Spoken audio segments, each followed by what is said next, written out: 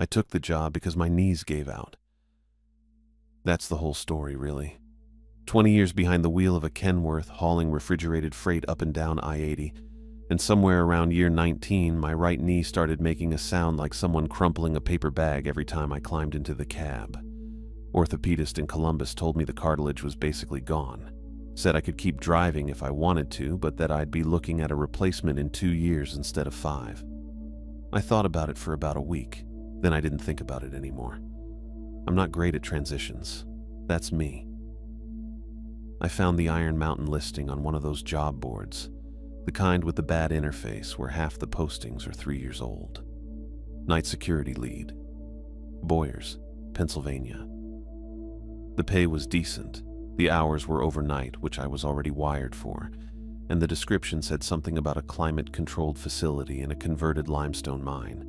I figured it'd be quiet, underground, middle of nowhere, government records and old film reels. Who's breaking into that? I drove out in early March. Boyers is a small town, the kind where you pass through it and aren't totally sure you did.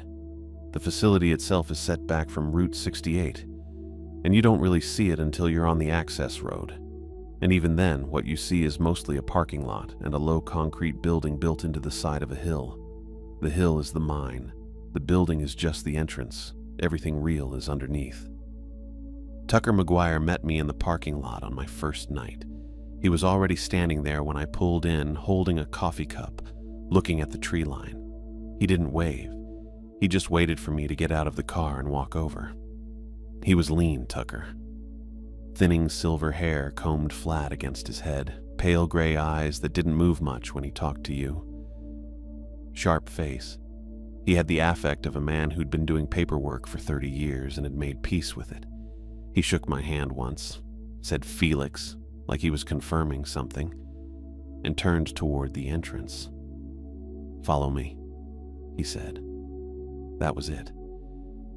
The entrance building smelled like concrete and old coffee. There was a security desk, a row of monitors, a coat rack with one jacket on it. Tucker walked me through the badge system, the sensor panel, the emergency line. He talked the way some people type. No extra words, no pauses that meant anything. I kept up fine. 20 years of dispatch communication does that to you. You learn to pull the information out of the minimum. Then he set his coffee cup down on the desk and reached into the breast pocket of his shirt and pulled out a laminated card. It was about the size of an index card, maybe a little bigger. He held it out. "Rules," he said. "Read them now. Keep the card on you." I took it. The laminate was worn at the corners like it had been handled a lot. The text was typed, not printed, actually typed, like on a typewriter, which I thought was a little odd. 5 items, numbered. I read them standing there at the desk. The first one said that if the humidity sensor for Vault 4 dropped below 20%, I was to flood the entryway floor with water from the mop bucket in the maintenance closet and exit immediately. It said specifically, "Do not increase airflow. Just flood the floor and leave." The second one said no flashlight into the ventilation shafts after 2 a.m. Third one said if I heard a typewriter operating in the records room, I was to knock 3 times on the door and wait for silence before entering. Fourth one said a man in a brown suit might approach me and ask for the 1954 census files. I was not to acknowledge him under any circumstances. Fifth one said if the elevator descended to sub-level 9, I was to stay inside, hold position, and wait for the doors to close and return me to the surface. Because sub-level 9 did not exist, I read the whole thing twice. Then I looked up at Tucker. "The limestone doesn't like being hollowed out," he said. He picked up his coffee cup again. "The rules are what keep it from taking back what's inside." I waited to see if there was more. There wasn't. "Also," he said, "watch the sensors, not the cameras. The cameras lie." I looked over at the monitor row. 8 screens, different angles of tunnel and vault corridor. Everything gray and still and lit by overhead fluorescence. "Lie how?" I said. Tucker looked at me for a second. "They show you what was there," he said. Sensors show you what's there now. He picked up his jacket from the coat rack, told me the emergency line rang directly to his cell, and left. I heard his car start in the parking lot, and then I didn't hear anything except the ventilation system and the low hum of the monitors. I stood at the desk for a minute. I read the card a third time. The thing about 20 years of long haul is that you get comfortable with rules that don't come with explanations. Weight limits, inspection windows, hours of service logs. Half of those exist because of something that went wrong once, and nobody in the chain ever explains the original incident. You just follow the rule because the rule is there, and the rule is the job. I'd built my whole working life around that, so I put the card in the breast pocket of my jacket, and I started my first patrol. The facility goes down 6 levels below the entrance building. Sub-levels 1 through 6 are accessible by elevator or stairwell. Sub-levels 7 and 8 are elevator only, key card restricted. The tunnels are wide enough for 2 forklifts to pass each other, which they apparently used to do when the place was still actively mined. The limestone walls are pale and slightly damp-looking, even when the humidity readings are normal. The lights are fluorescent tubes in wire cages bolted to the ceiling every 20 feet or so. Some of them flicker, most of them don't. It was cold. Not brutally cold, but the kind of cold that finds you after about an hour and doesn't leave. I'd worn my Carhartt jacket and it was about right. The first night I walked every accessible corridor twice, checked every sensor panel, logged every reading. Nothing was off. The vaults were locked and quiet. The records room on sub-level 3 had its light off and its door shut, and no sound came from inside. The elevator worked fine. I pressed every button. It went where I told it to go. I kept expecting something. Some feeling, some sound. Some moment where the place told me it was different from other places. It didn't. It just sat there, cold and humming, full of other people's things. 9 nights like that. Cold walks, sensor checks, log entries. I started bringing a thermos of coffee. I found a rhythm, the way you do on a long route. You stop thinking about the road and you just drive it. The laminated card stayed in my pocket. I didn't look at it again after that first night. I didn't need to. I'd read it enough times that I knew it. I just hadn't needed it yet. The alarm was a single sustained tone, not a pulse. That surprised me a little. I'd expected something that cycled, something you could wait out. This one just held its note and didn't stop. I checked the readout on the Vault 4 panel, 12%. The threshold on the card was 20, so I was already 4 minutes past when I should have started moving. I didn't run. Running in the tunnels was a bad idea on general principle. The floor was uneven limestone in a few spots, and the overhead clearance dropped without warning near the junction bends. I moved fast, though. Fast enough that my boots were loud, and I could hear the echo coming back at me from about 30 feet ahead. The mop bucket was in the maintenance alcove just past sub-level 2's junction. I'd seen it every night for 9 nights and never thought about it once. Now I grabbed it, filled it from the utility spigot on the wall. The water was cold enough that I felt it through the bucket handle and carried it down the corridor toward Vault 4. The vault door was heavy steel, painted gray, with a humidity sensor mounted at eye level to the right of the frame. The readout on the sensor matched the panel, 12%. The air near the door felt different, drier. Not in a way I could have described to someone, but I noticed it. My lips felt tighter. That's the best I can do. I set the bucket down and tipped it slowly, spreading the water across the entryway floor in front of the door the way the rule said. It pooled fast on the limestone, ran into the low spots, spread maybe 4 feet out from the threshold. I stepped back from it. The rule said flood the floor and exit. That was the whole instruction. No airflow adjustment, no entering the vault, just water, and then leave. I was about to do exactly that. Then the sound started from inside. It was slow, deliberate almost. Dry parchment tearing, but not fast like you'd tear a piece of paper. More like something was pulling it apart an inch at a time, letting it separate. It came from the back of the vault, not the door, which meant whatever was making it was deep inside, past the shelving units, past the file boxes, somewhere in the dark at the far end of a room I couldn't see into. I stood there for probably 4 seconds. Then I locked the door. The deadbolt was manual. A thick steel bar you dropped into a bracket. It seated with a sound like a car door closing. Solid. Final. I left the water on the floor and I walked back up the corridor, and I didn't look behind me. The alarm was still going. I got back to the sensor panel and watched the readout. It had dropped while I was down there. It was at 9% now, then 8. I watched it go to 7 while I stood there with the empty bucket in my hand. The rule said flood the floor and exit, and I'd done that, and it wasn't helping. The secondary monitor, the one mounted below the main panel that showed ventilation system status, was showing an obstruction flag. Main shaft, sub-level 2 junction. The little indicator was amber, which I'd never seen before. The first 9 nights it had been green every time I checked it. I stood there and thought about the humidity still dropping and the obstruction in the shaft, and I did the math wrong. That's the honest version. I was thinking about the vault.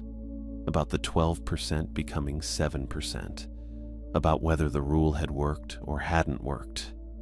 And I stopped thinking about the card. I stopped thinking about what the second rule said. The access ladder for the main ventilation shaft was maybe 60 feet from where I was standing. A fixed steel ladder bolted to the limestone wall, going up about 12 feet to a hinged access panel. I'd walked past it every night. It was just part of the tunnel. I climbed it. The rungs were cold and slightly damp from the general moisture in the lower levels. My mag light was clipped to my jacket pocket. I unclipped it as I climbed, got it in my right hand, held the ladder with my left. The access panel pushed up and inward. It was heavier than I expected. I got it open and braced it with my forearm and pointed the light into the shaft. The shaft was about 3 feet wide, sheet metal, running horizontally away from me into the dark. The beam only went so far, but it didn't need to go far. It was pale, ribbed, like something segmented. It was pressed against both walls of the shaft and the ceiling, filling most of the space, and it was moving. Not fast. Just this slow, rhythmic pressing and releasing against the metal, like it was breathing. Like a pair of lungs that had been dried out and put somewhere they didn't fit. No eyes anywhere on the surface of it that I could see. No features. Just pale and ribbed and pulsing. The light hit it and it stopped moving. 1 full second of nothing. Then the shriek. I don't know what I expected a sound like that to be. I don't think I'd have guessed metal tearing against metal, but that's what it was. Not an animal sound. A structural sound, like a guardrail giving way, like a trailer hitch separating its speed. It came from everywhere at once because the shaft was metal, and the whole shaft became the sound. My left hand let go of the ladder. I don't know if I flinched or if the sound did something to my grip. Either way, my hand came off the rung and my weight shifted, and then I was falling backward off the ladder and I couldn't get my hand back in time. 12 feet isn't that far. It's also not nothing. I hit the limestone floor on my back and right shoulder. The mag light left my hand when I hit, and I heard it skitter away somewhere to my left, hit a wall, go quiet. The access panel swung shut above me with a clang. The shrieking didn't stop. It moved through the walls. I could feel it in the floor through my jacket. The limestone was carrying it, passing it along, and it bounced off the tunnel walls and came back changed, layered on itself, and I lay there on the ground and listened to it and tried to figure out if anything in my body was broken. My shoulder hurt. My lower back hurt. My pride, if that's a thing you can injure, was not doing great. Nothing was broken. I was pretty sure. I'd hit hard enough that I'd know by now if something was wrong. I moved my fingers, moved my feet, rolled to my side. The shrieking was still going up in the shaft, reverberating through the rock. I'd broken the second rule. No flashlight into the ventilation shafts after 2 a.m. It was 2:47. Whatever was in that shaft, I'd woken it up, and it was still in the walls. And I was on the floor of sub-level 2 without a flashlight. And the humidity alarm for Vault 4 was still running somewhere behind me. And the only light I had left was the small, fixed panel lights mounted every 30 feet along the tunnel ceiling. I got up. Slowly, because my back wasn't happy about it, but I got up. The shrieking was moving, not staying in one place. It was traveling through the shaft in the direction of the main junction, toward the center of the facility, and the sound it made against the metal changed pitch as it moved, lower, then higher, then lower again. I didn't have the flashlight. I wasn't going back to look for it in the dark. I knew the tunnel layout well enough to walk it without one. 9 nights. I knew where the clearance dropped and where the floor was uneven and where the junction bends were. I started walking toward the central hub. The shrieking didn't stop. It just got harder to locate. That's the thing about limestone. Sound doesn't travel clean through it. It bounces, splits, comes back at you from a different angle than it left. I'd learned that in the first week when I'd thought I heard something dripping behind me, and it turned out to be a condensation pipe 30 feet ahead. The mountain does something to sound, bends it. So the shrieking I heard as I walked the tunnel toward the central hub could have been right above me in the shaft, or it could have been 2 junctions over.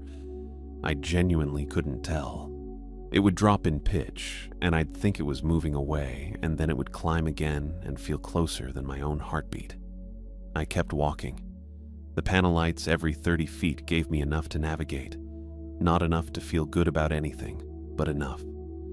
I knew where the floor dipped at the junction bend near the fire suppression cabinet. I knew where the ceiling clearance dropped to about 6 feet before the tunnel widened again. 9 nights of the same route. My feet knew it better than my brain did at that point. My back was complaining. Not loudly, just a low, steady reminder that I'd hit the floor harder than I'd thought. I'd deal with it later. I had Advil in the truck. The shrieking shifted again, lower. Then it faded enough that I could only catch it if I stopped moving and held still. I didn't stop moving. I hit the central hub around 2:55. The hub was just a wider section of tunnel where 3 corridors met, with a mounted facility map behind scratched plexiglass and a small workstation that nobody ever used. The fluorescent above the workstation flickered the way it always did. I'd put in a maintenance request for it on night 3. Nobody had touched it. I had 2 options from the hub: left toward the elevator bank, right toward the secondary stairwell that came out near the loading dock entrance. I wanted the elevator. The stairwell added 5 minutes and came out on the wrong side of the facility from the security desk, and I needed the phone at the security desk to reach Tucker. I went left. The records room was between the hub and the elevator. It always had been. I'd walked past it every single night, and it had always been locked and dark and quiet, and I'd never had a reason to think about it much beyond that. It was on the laminated card, so I'd noted it. 3rd rule. Typewriter means knock 3 times and wait for silence before entering. I'd figured that was one of those rules I'd never actually use, like the flood protocol for Vault 4. The kind of rule that existed because something had happened once, a long time ago, and someone had written it down so it wouldn't happen again. I heard it before I saw the door. The sound was fast. Not hunting and pecking fast. Someone going at full speed, the kind of speed where the keys are almost running together. Old typewriters have a particular sound to them, a mechanical clatter with a little bell at the end of each line. And this one had that. The bell kept ringing. Whoever was in there was filling pages. The door was locked. I could see the deadbolt indicator from where I was standing.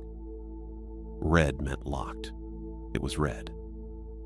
I stood there for a second. The 3rd rule was clear. Typewriter means knock 3 times, wait for silence, then enter. That was the sequence. I wasn't planning to enter. I just needed to get past the door to reach the elevator, but the rule didn't say anything about what happened if I didn't knock. It just said what to do if I heard the typewriter. I'd heard the typewriter. I knocked 3 times. The typing stopped, not gradually. Not a slow trailing off, it just stopped. Between one keystroke and the next, like someone had lifted their hands off the keys the instant my third knock landed. The bell didn't ring. The carriage didn't return. It stopped clean. I waited. The tunnel was quiet enough that I could hear the ventilation system running through the walls, the distant hum of the facility's climate control. Nothing else. Then a voice came from behind the door. It didn't sound like it was coming through the door, exactly. It sounded more like it was coming from the door, from the wood itself, or from the air right in front of it. I can't explain that better than that. Do you have the 1954 census files? My stomach dropped a little. I knew the 4th rule by heart. I'd read the card probably 40 times across 9 nights, the way you reread something when you're not sure you're remembering it right. The man in the brown suit asking for the 1954 census files is not to be acknowledged. That was it, word for word. Not to be acknowledged. He'd spoken first. I hadn't knocked to answer him. I'd knocked because the 3rd rule told me to, but I'd knocked on his door, and now he'd asked me a question, and I was standing 18 inches away from a locked door with a man behind it who was not supposed to be acknowledged, and the question was still sitting in the air between us. I didn't say anything. I didn't say no. Didn't say wrong room. Didn't say anything at all. I just stood there for a moment, and then I started walking. The door didn't open. Nothing happened. The voice didn't repeat the question. I walked past the records room and kept going, and the tunnel ahead of me was empty and lit, and I focused on the elevator doors at the end of it. But here's the thing that was bothering me, and I couldn't shake it while I walked. The 3rd rule said, knock 3 times and wait for silence before entering. The purpose of that, the way I'd understood it, was that the knocking was a kind of signal. You knock, the typing stops, the room knows you're there, and then you can go in safely. That was how I'd read it. A safety protocol. Knock so whatever's in there doesn't get surprised. What I'd done was knock, and the typing had stopped. And then the man in the brown suit had asked me a question. I hadn't entered the room, but I'd knocked on his door at 2:57 in the morning and announced myself, and now he knew I was in the tunnel. And the 4th rule said, don't acknowledge him, but it didn't say anything about whether the 3rd rule could accidentally do that for me. I didn't know if I'd made a mistake. I genuinely couldn't tell. Maybe the knocking was neutral. Maybe it didn't count as acknowledgement because I hadn't answered. Maybe the rules operated independently and following one couldn't contaminate another. Or maybe I just knocked on his door and introduced myself, and he was already moving. The elevator bank was ahead. 2 sets of doors, both closed. The call button glowed a dull amber between them. I pressed it and the amber went white. The facility hummed around me. The ventilation system. The climate control. Somewhere far back in the tunnels, very faint, the shrieking had started again. Low and distant and directionally useless. I stood in front of the elevator doors and watched the indicator above the left set. It was sitting on sublevel 1, moving down to 2. I'd called it from 2, so it was coming to me. That was fine. That was normal. I kept my eyes on the indicator and my back to the records room, and I waited for the doors to open. The doors opened. I stepped in, turned around, pressed the button for the surface. The one at the top of the panel. Big white S with a circle around it. I'd pressed it 9 times before on 9 different nights, and it had always taken me straight up without any drama. The doors closed. The car moved. Down. I felt it in my stomach first, that drop elevator feeling, and I thought there was a mechanical delay. Maybe the car needed to go down before it went up. Some quirk of the system I hadn't hit before. Tucker hadn't mentioned anything like that. But Tucker also hadn't mentioned a lot of things, so I gave it a few seconds. The indicator above the doors counted past sub-level 3. 4. I pressed the surface button again. Nothing changed. I pressed it 3 more times. Still nothing. I tried sub-level 1, 2, 3. None of them lit up. The only button with any light behind it was the one I'd already pressed, glowing a steady white like it was doing exactly what it was supposed to do. 5. I put my back against the rear wall of the elevator and watched the indicator. The car smelled like metal and cold concrete, same as always. The fluorescent strip above me buzzed at a frequency I'd stopped noticing after the first night. Nothing about the inside of the elevator had changed. It was just going the wrong direction. 6, 7. I started doing the math. Sub-level 8 was the lowest level on the panel. I'd never been below 4.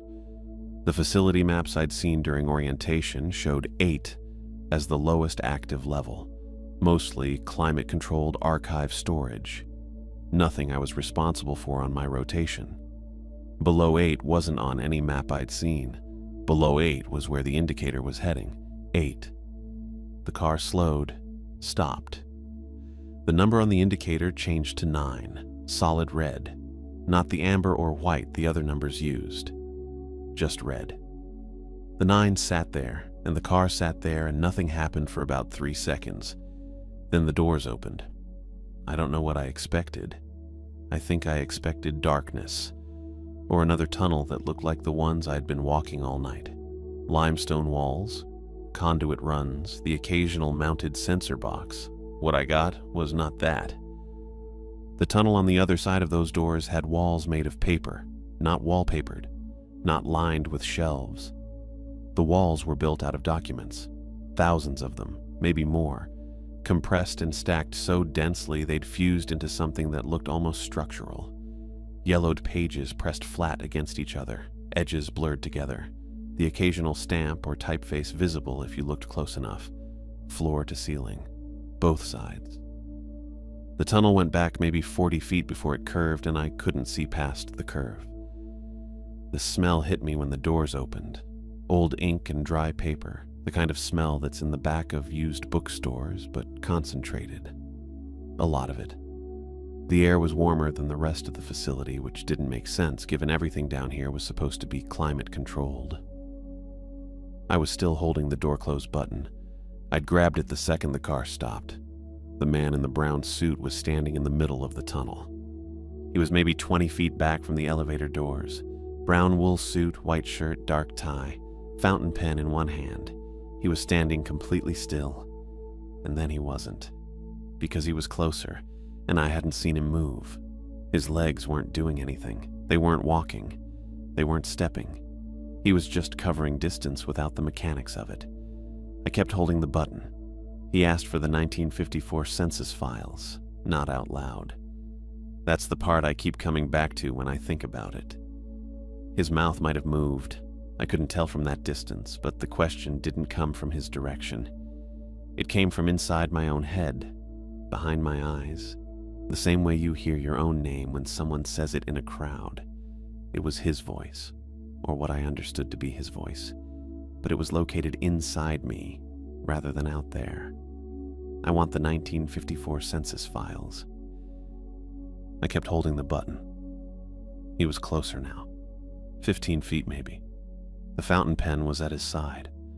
His posture was completely neutral, not aggressive, not threatening in any way I could point to. He just wanted the files. That was the whole thing for him. I don't think he was aware of me as a person. I think I was just the variable standing between him and what he needed. The button wasn't working. I mean, I was holding it, had been holding it since the doors opened, but the doors weren't closing. The mechanism was engaged. I could feel the slight resistance of it, but the doors were staying open. I didn't know if that was him or the creature or just a malfunction. I pressed the surface button with my other hand. Nothing. Then something pushed between the doors on the left side. A hand, pale, almost white, with a ribbed texture across the back of it. The same ridged surface I'd seen in the ventilation shaft when I'd put my light in there. The fingers were longer than they should have been, and they were pressing the door back, not hard, just steady, The way you'd hold a door open at a grocery store, patient about it. The shrieking didn't start. That surprised me. Whatever was attached to that hand was quiet. I let go of the door close button and stepped back. The hand held its position. The doors were open maybe 8 inches on the left side, and through that gap I could see the corridor outside the elevator, the limestone walls of the regular facility, which meant the creature had ridden down on top of the car or come through the shaft system and was now outside in the tunnel adjacent to the elevator bank. It was between me and the door mechanism. The man in the brown suit was 10 feet back. I want the 1954 census files. Same location. Behind my eyes. I looked at the elevator wall to my right. There was a small glass front cabinet mounted there, red frame, the kind you see in hallways next to fire extinguishers. Behind the glass was a fire axe, short handle, standard municipal issue, the kind of thing that's in every commercial building and nobody ever looks at twice. I'd walked past it 9 times on 9 different nights and registered it as background, part of the furniture. The man in the brown suit was 8 feet back. The pale hand pressed the door open another inch. I stood there for a second and I thought about the 5th rule, which said to stay inside the elevator and wait for the doors to close and return me to the surface. I was inside. I was waiting. The doors weren't closing. The rule had an assumption built into it that the doors would eventually close on their own, and that assumption was currently wrong, and I didn't think waiting longer was going to fix it. The man in the brown suit reached the elevator threshold. He extended his hand toward me, palm up, like he was asking me to hand something over. The fountain pen was still in his other hand.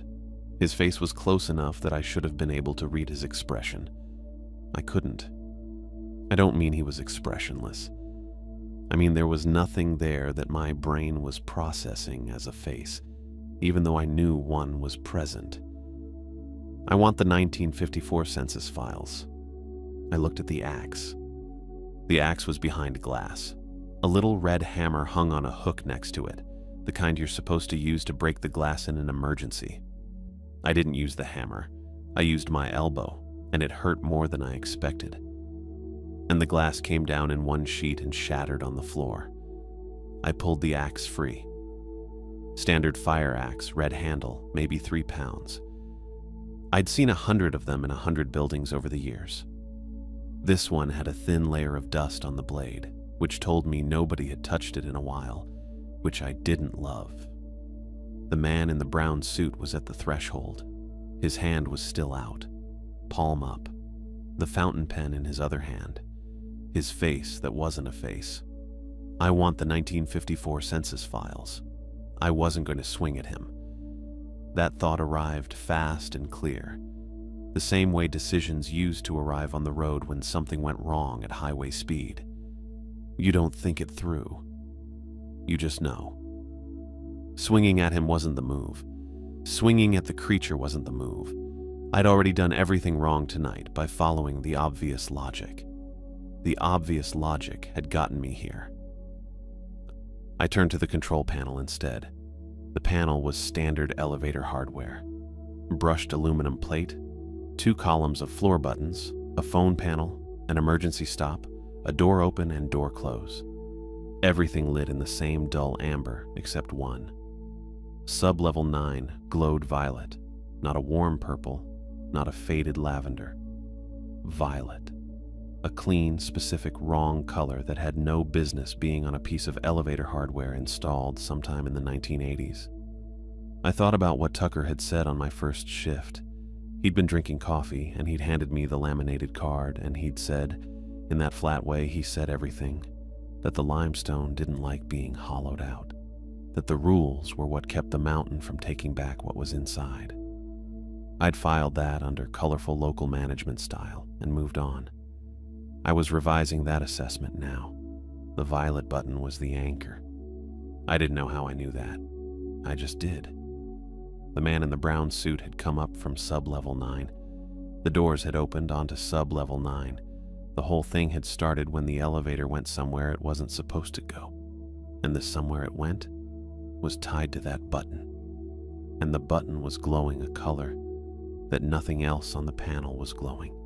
And that meant it was different from everything else on the panel. And different was the thing I needed to break. I swung the axe into the control panel. The blade went in harder than I expected. I'd aimed for the violet button specifically, and I hit about 2 inches below it, which cracked the aluminum plate and sent a chunk of it spinning off the wall. Sparks. The amber buttons flickered. The violet one kept glowing. I pulled the axe back and hit it again, higher this time, and the blade caught the edge of the button housing and the whole panel buckled inward. More sparks. A smell like burning plastic and something underneath that, something older, like wet stone. The violet glow dimmed. The man in the brown suit's hand was still extended. He hadn't moved. He was still asking, the voice still coming from somewhere inside my head rather than from any mouth, still the same flat request, same words, same tone. I want the 1954 census files. I want the 1954 census files. I hit the panel a third time, dead center on where the violet button had been, and the axe blade punched through the aluminum and into the wiring behind it.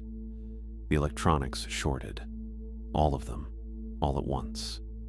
The amber buttons went dark. The overhead light in the elevator cut out. The display above the doors, the one that had shown the red 9, went black. The whole car went dark except for the sparks still jumping from the panel. Little orange flickers that lasted maybe 2 seconds, and then quit. The violet light was gone. I heard the man in the brown suit. Not his voice. A different sound, quieter. It lasted maybe half a second and then it stopped, and then there was nothing. I looked down. I couldn't see much in the dark, but there was enough ambient light coming from the gap in the doors that I could see the floor near the threshold. Brown ink. A wide, irregular smear of it, like someone had knocked over a bottle of fountain pen ink and dragged a hand through it. That was all that was there. No suit, no pen, no hand. Just the ink. I had about 1 second to register that before the elevator dropped. Not far, 6 inches, maybe 8. The kind of drop that goes from your stomach to your throat before your brain has time to name what's happening. The mechanical clamps caught the rails and the car jolted hard, and I hit the back wall with my shoulder and the axe handle cracked against the floor. The whole car groaned. Metal on metal, deep and resonant. The kind of sound that a building makes when something structural is under stress. The doors slammed shut. I heard the creature shriek once. A short, sharp sound like the metal tearing sound from the ventilation shaft, but compressed, cut off. Then nothing. I looked at the doors. In the dark, I could just make out the floor near the threshold. There were 3 pale fingers lying on the elevator floor near the door seam. They weren't moving. They didn't look like they were going to. I set the axe down against the wall. My hands were shaking a little, not a lot. Just enough that I noticed. The elevator sat in the dark for a moment. I don't know how long. Long enough that I started to wonder if the secondary systems were going to engage at all, or if I'd broken enough of the panel that the whole car was just going to sit there at sub-level 9 indefinitely, which would have been a bad outcome. Then I heard a relay click somewhere above me in the shaft, something mechanical engaging that hadn't been engaged before. The car shuddered once. The emergency lighting came on, a single dim strip along the floor, just enough to see the walls and the ruined panel and the ink smear and the fingers. Then the elevator started to move. Up, not down. No stops. It didn't pause at sub-level 8 or any of the numbered levels above it. It just climbed, steady and slow, the cables working in the dark above me. I stood there with my back against the wall and watched the floor indicator above the doors. It was dark. Nothing was displaying. I didn't know how far up I was or how long it would take. I just stood there and waited. The car smelled like burnt wiring and wet stone and ink. I kept my eyes on the doors. The doors opened. I didn't move right away. I stood there for a second with my back against the wall, just making sure. The security desk was right there, exactly where it was supposed to be. The lobby, the concrete floor, the bank of monitors on the desk showing the tunnel feeds, same as always. And through the glass entrance doors, gray-blue morning light coming in low and flat across the floor. I stepped out. The elevator made a sound behind me, something mechanical resetting, and then it was quiet. I didn't look back at it. Tucker was standing at the desk. He had his coffee cup, the plain white one he always had, and he was looking down at the floor of the elevator car. Not at me, at the floor. He stood there a moment, just looking at the fingers. Then he took a slow sip of his coffee. I waited. He didn't ask what happened, didn't ask if I was okay. Didn't ask about the control panel or the ink or the axe, which I was still holding, now that I thought about it. I set it down against the desk. Tucker's eyes moved to it briefly, then back to his coffee. "Repair costs for the panel come out of your final paycheck," he said. That was it. That was the whole thing. I stood there for a second. I think I was waiting for a follow-up. Some kind of question, or at least a look that suggested he wanted one. But his face was the same as it always was, flat, pale, like he was thinking about something else entirely, something mildly inconvenient, like a scheduling conflict or a vendor invoice. The severed fingers on the elevator floor were about as interesting to him as a spilled coffee. I reached up and unclipped my badge from my jacket, set it on the desk. Then I pulled the laminated rules card from my breast pocket. I'd been carrying it every shift since the first night, folded once down the middle so it fit next to my notepad. I set that down too, on top of the badge. Tucker looked at both of them. He didn't say anything. I walked out. The morning air hit me in the face when I pushed through the glass doors, cold and damp. The kind of Pennsylvania October morning that gets into your jacket no matter how heavy it is. I stood there for a second on the concrete outside the entrance, just breathing. The parking lot was mostly empty. My truck was where I'd left it, a gray Silverado with a cracked side mirror I'd been meaning to fix since July. I walked to it, got in, and sat there for a minute with my hands on the wheel. The facility entrance was visible through the windshield. Just a building, just a door, nothing moving inside that I could see. I started the truck and pulled out. Boyer's is a small place. You're through it in about 4 minutes if you hit the lights right. I hit them all right that morning. Route 442 takes you east toward I-78, or you can go west and eventually pick up I-80. I went west. I don't know if I decided that or if it just happened. My hands knew where I was going before I did, probably. 20 years of driving will do that. I thought about what Tucker had said, not the part about the repair costs, though that was irritating in a specific way I couldn't fully process yet. The part that stuck was what he didn't say. No questions, no surprise, no what happened down there, or are you sure you got the doors closed, or anything that would suggest the last several hours were unusual in any way. He'd looked at the fingers on the elevator floor the way you'd look at a receipt you didn't ask for. Mildly inconvenient. Somebody else's problem now. He'd done this before. Not this exact night maybe, but something like it. Enough times that it didn't register as an event anymore. Just a thing that happened sometimes at the facility. The way a long-haul driver stops noticing the mile markers after a few hundred trips on the same route. They're still there. You just stop seeing them, and he'd have someone new in by the following night.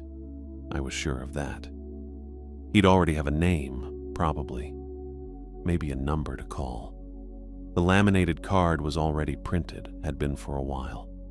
He'd hand it to someone new and tell them the limestone didn't like being hollowed out, and they'd nod and take the card and figure it was a quirky orientation speech from an odd supervisor. 9 nights of nothing. Then night 10. I got on I-80 heading west around 6:40 in the morning. The sun was coming up behind me, which I didn't mind. I had about half a tank of gas, which was enough to get me to Ohio without stopping.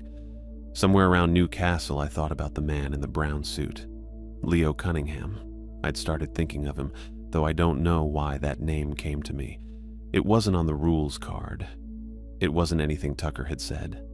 It was just the name that fit a man in a pressed 1950s wool suit holding a fountain pen, waiting in a tunnel for files that were never going to arrive. He was still down there. That part I was sure of. I destroyed the anchor, or whatever that violet button was, and he dissolved. But dissolving and being gone weren't the same thing, not in that place. The rules card had said not to acknowledge him, not to engage, not to destroy him. Just don't acknowledge him. There's a reason for that kind of rule, and the reason isn't that it solves the problem. It's that it keeps the problem from getting worse. I'd gotten the doors closed. That was something. But Leo Cunningham, or whatever he actually was, would reconstitute or reset or do whatever it was he did, and he'd be back in that tunnel in his brown suit with his fountain pen, asking the next person off the elevator about the 1954 census files. Tucker would know that. Tucker would have already factored that in when he was standing there with his coffee deciding how to word the bit about the repair costs. That bugged me a little. Not the filing situation. The Tucker part. The absolute total indifference to all of it. I stopped for gas and a coffee in Sharon, right near the Ohio state line. The gas station had one of those small attached diners that only ever seem to exist near state lines. The kind with laminate countertops and a rotating pie display, and a guy behind the counter who doesn't ask questions. I sat at the counter and drank the coffee and ate a piece of apple pie that was fine, not great. The guy behind the counter had the radio on, some classic rock station. Tom Petty. I sat there for about 20 minutes and didn't think about anything specific. Then I got back in the truck and kept going. Ohio is flat. Not completely, not in the east, but flat enough that you feel it after Pennsylvania's hills. By the time I was through Cleveland and heading toward Indiana, the land had opened up in a way I recognized. Wide sky, shallow horizon, fields that went on until they just stopped. I'd driven this route probably 200 times in 20 years, maybe more. I knew every rest stop, every truck plaza, every stretch of construction that had been going on for 3 years, longer than anyone expected. Nothing old lived under this ground, not in the way I meant. The limestone up in Boyers had been there for 300 million years, give or take, and somewhere in all that time, it had developed opinions about being hollowed out and filled with government documents. The flat middle of the country was different. Glaciers had scraped it clean and left it shallow. Whatever was down there was just dirt and bedrock and the occasional aquifer, normal things. I didn't stop in Indiana. I kept going until I crossed into Illinois and the sun was low and orange in front of me, and I pulled off at a truck stop outside of Joliet and sat in the parking lot for a while with the engine off. I wasn't going back to Pennsylvania. That was the only thing I'd fully decided. The rest of it, where to go, what to do next, whether my knees would hold up for something that required more standing than sitting, all of that was still open. I'd figure it out. I'd figure it out worse. I reclined the seat a little and closed my eyes. The road was still there when I moved my feet. I knew this route by heart.